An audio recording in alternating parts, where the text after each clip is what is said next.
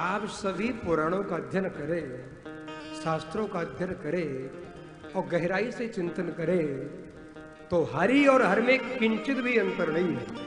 मतलब शिवपुराण तो कहता है कि बाल के बराबर भी जो अंतर निकालता है उसे नरक में रहना पड़ता है। हरि और हर में बाल के बराबर भी अंतर नहीं करना चाहिए। इसलिए भैया ये दोनों एक है। इनकी लीला का आनंद लो, 3-5 में मत पड़ो।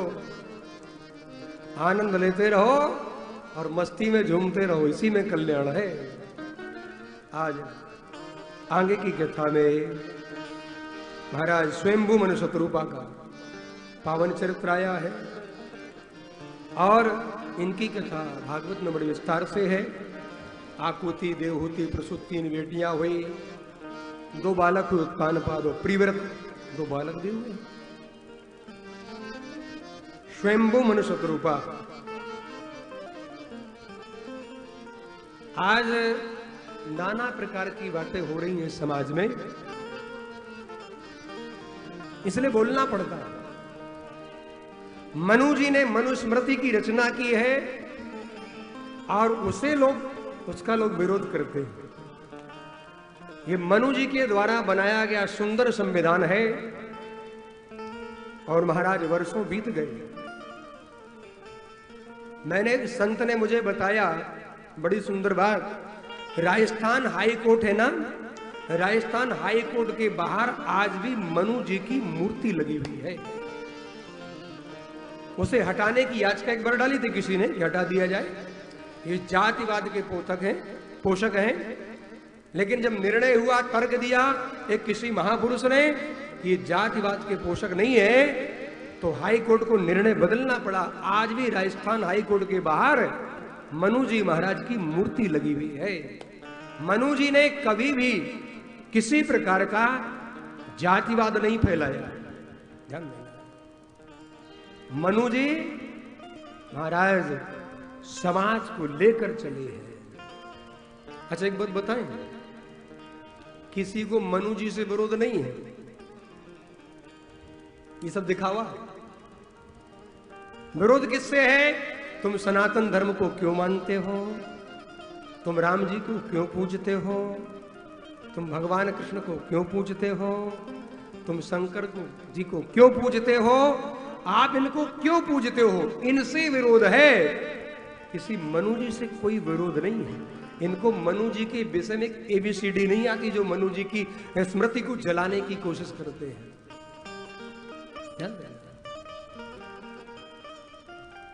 आज मनु जी महाराज अपने पुत्र को गद्दी पर बिठा करके उत्तानपाद को और नेमी सारण पहुंच गए और वहां जाकर मनु जी महाराज भजन कर रहे हैं और गोस्वामी जी महाराज चित्रण कर रहे हैं। करहि आहार साके फल कंदा और सुमिरहि ब्रह्म सच्चिदानंद। करहि आहार, क्या? साग फल कंदा, कंदमूल फल का सेवन कर रहे हैं। इतने बड़े भारत के सम्राट थे मनु जी महाराज। भारत कोई छोटा नहीं था, आज वाला भारत नहीं था। संपूर्ण धरातल पर एक ही धर्म था, वैदिक हिंदू सनातन धर्म, और कोई धर्म ही नहीं था। लोग ना माने अलग की बात है, लेकिन सभी का बाप है वैदिक हिंदू सनातन धर्म, और सब बच्चे हैं। और यद्यपि देखा जाए तो धर्म की जहां चर्चा आएगी तो धर्म यही है और मजहब है। कबीले थे, कबीले से मजहब बन गए। छोटे छोटे कबीले हुआ करते थे, रेगिस्तान में डोलते रहते थे। इनके यहां लकड़ी नहीं थी तो रेत में इनको गाड़ दिया जाता था, कबीले में रहने वालों को।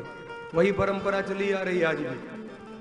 इसलिए धर्म केवल हमारा हिंदू सनातन धर्म है और कोई धर्म नहीं है।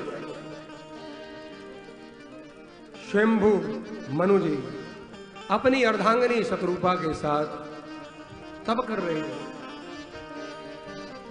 और कितना तप किया? 23,000 वर्षों तक नैमिषारण्य की धरा पर तप किया है। अच्छा, राजा होकर भी तप है, ये बड़ी बात है। कोई बहुत बड़ा पद मिल जाए, प्रतिष्ठा मिल जाए, सम्मान मिल जाए, समृद्धि मिल जाए, वैभव मिल जाए। अभी मैं कथा कर रहा था प्रीतमपुरा दीपाली में, और वहां एक परिवार शिव कुमार कंसल जी, उनके छोटे भाई बहुत संपन्न है, मतलब आज की डेट में बहुत संपन्न है। अब मैं गणना तो नहीं करूं कितने संपन्न है, लेकिन बहुत समृद्धि है। लेकिन 2 वर्ष हो गए वो व्यक्ति, मेरी कथा कर रहा था, कथा में सबसे पहले आना, आसन लगाना और कथा की आरती के बाद जाना, अरबों खरबोपति है। लेकिन भगवान के प्रति क्या भाव है, यह देख करके बड़ा आनंद होता है। जब कोई श्रीमंत, कोई धनवंत है, आपको लक्ष्मी मिली है। हमारे तिवारी ब्रदर्स जो हमारे स्थान किस से, अयोध्या जी के, आज कलकत्ता में जिनको प्रिंस ऑफ कोलकाता बोलते हैं, जिनकी कहां दुकान नहीं है, पूर्वांचल के रहने वाले, सब जगह, दिल्ली, कलकत्ता, बंबई, कानपुर, हर जगह उनकी मिठाई की। लेकिन कितना प्रेम है राम जी के प्रति, वो दृश्य देख करके हृदय आनंद से भर जाता है। आज भी तिवारी जी के ज्येष्ठ पुत्र लक्ष्मीकांत जी भैया 25 साल मुरारी बापू के साथ निरंतर चले। हम लोग अयोध्या कथा करते हैं, 9 दिन आते हैं, चप्पल जूता नहीं पहनते और आकर कथा सुनते। समृद्धि हो जाए, धन हो जाए, लेकिन भगवान के प्रति प्रेम हो जाए तो 4 चांद लग जाए। और धन आया और भगवान से दूर चले गए तो बहुत बड़ी विडंबना हो जाएगी। भारत के सम्राट हैं मनु जी महाराज, और तब कर रहे नैमिषारण्य, एकदम जंगल है, कुछ भी नहीं, निर्जन है।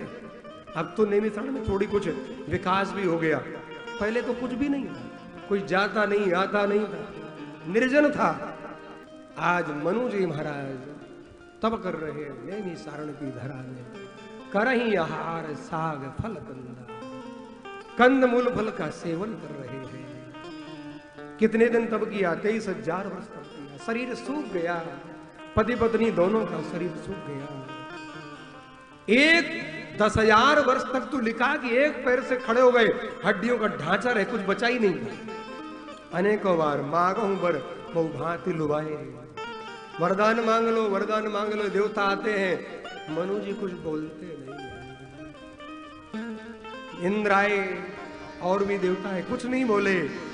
अंत में नारायण ने सोचा मुझे जाना पड़ेगा।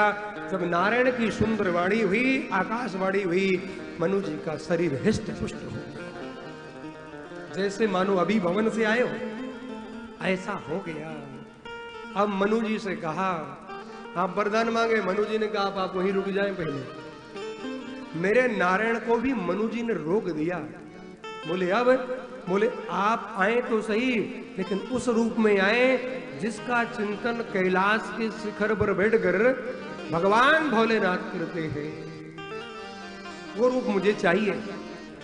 उस रूप में आए जिसका चिंतन महाराज का घुसुंडी करते हैं। तब मेरे प्रभु को आना पड़ा, मेरे राम जी को आना पड़ा। और राम जी आए, दर्शन दिया, प्रणाम करने के बाद कहा, मनु शत्रुपा ने प्रणाम किया, कहा बताओ क्या दें? तो एक ही बात कही, आपके जैसा बालक चाहिए, आपके जैसा। आप तो दाएं शिरोमणि है ना? मनु जी बोले, इसलिए आप देने में कंजूसी नहीं करेंगे, मुझे लगता है, मुझे पता है। तो आपके जैसा बालक चाहिए। भगवान ने एवं वस्तु तो कह दिया, बाद में बोले अपने जैसा कहां खोजूंगा। अब मैंने वचन भी दे दिया है, तो आप सरिस खोजो कहां जाई, अपने जैसा तो मिलेगा नहीं। अच्छा एक बात बताओ, भगवान के समान केवल भगवान है, दूसरा नहीं है, इस बात को ध्यान देना। नारायण के समान केवल नारायण है। भगवान ने कहा चिंता मत करो, आप कौशल्या और दशरथ जी बनोगे, मैं आपके यहां बालक बनकर आऊंगा, अंशों के सहित अवतार लूंगा, वचन दिया। और उसके बाद स्वयंभू मन शत्रुपा को वरदान देके प्रभु चले गए। अंतिम कारण है महाराज राजा प्रताप भानु वाला। प्रताप भानु फंस गया कपट मुनि के चक्कर में, और कपट मुनि के यहां जब प्रताप भानु फंसा तो क्यों फंसा? इसको लोभ बहुत हो गया, बहुत लोभ। कपट मुनि ने कहा कि आप मांगो। अच्छा, जो कपट मुनि होता है उससे कुछ भी मांग लो सब भूल देगा। ये भी ले लो, ये भी ले लो, ये भी ले लो, कुछ भी मांग लो। कपट मुनि से क्या मांगा प्रताप भानु ने? पहला, मेरा बुढ़ापा ना आए, जरा मरण दुख रहित तन, बुढ़ापा ना आए, मेरी मृत्यु ना हो, शरीर में कोई आदि व्याधि ना हो, और मुझे कोई युद्ध में जीतना, समर जिते जनी कोय, मुझे कोई जीत ना पाए युद्ध में, और 100 कल्प तक मेरा राज्य होना चाहिए। 100 कल्प, 28 कल्पों की चर्चा केवल है शिव महापुराण में। ये कह रहा 100 कल्प मेरा राज्य हो जाए, उससे 3 गुना ज्यादा, उससे भी ज्यादा। इसने कहा कि मेरा बुढ़ापा ना आए, मेरी मृत्यु ना हो, मुझे कोई जीत ना पाए, और 100 कल्पों तक शासन करूं। कपट मुनि बोला तथास्तु तथास्तु, दिया दिया दिया दिया दिया। कपट मुनि तो यही बोलता है, सब कुछ दिया, बोलना ही तो है, लेकिन एक काम करना पड़े। बोले क्या? ब्राह्मणों के साथ थोड़ा बनानी पड़ेगी। बोले क्यों? बोले ब्राह्मण तपोबल से कुछ भी कर सकता है, क्योंकि तपबल ब्रह्म सदा बरियारा, ब्राह्मण तप से सदैव श्रेष्ठ माना गया। यदि ब्राह्मण तुम्हारे वश में हो जाए तो तुम सब कुछ प्राप्त कर सकते हो। तो क्या करें? इस कपट मुनि ने कहा मैं तुम्हारे गुरु का हरण कर लेता हूं, तीसरे दिन हमारी तुम्हारी मुलाकात होगी और मैं सारी रसोई बनाऊंगा। रसोई जब बन जाए तुम ब्राह्मणों को बुलाकर भोजन करवा देना। और एक कपट मुनि वो है जिसको पहले प्रताप भानु पराजित कर चुके कि राजा है, फंस गए चक्कर में, चले गए। तीसरे दिन रसोई बनाई, ब्राह्मणों को बुलाया, भोजन कराया, और उस रसोई में जब रसोई परसने लगे, ब्राह्मण पाने को तैयार हुए, आकाशवाणी हुई और कहा हे ब्राह्मण देवता भोजन मत करना। क्यों? भयं रसोई भूसुर मासु, इस रसोई में ब्राह्मणों का मांस मिला दिया गया है। ये आकाशवाणी ने कहा, ब्राह्मण उठकर खड़े हो गए। ब्राह्मणों ने शराब दे दिया, है दुष्ट राजा, संवत्सर के अंदर ही तू राक्षस हो जाएगा। इन 1 साल के अंदर वही राजा राक्षस हो गया, रावण बना। उसका भाई महाराज कुंभकर्ण बना, उसका जो मंत्री था वो विभीषण बना। 1 वर्ष के अंदर महाराज ये तीनों राक्षस हो गए। समय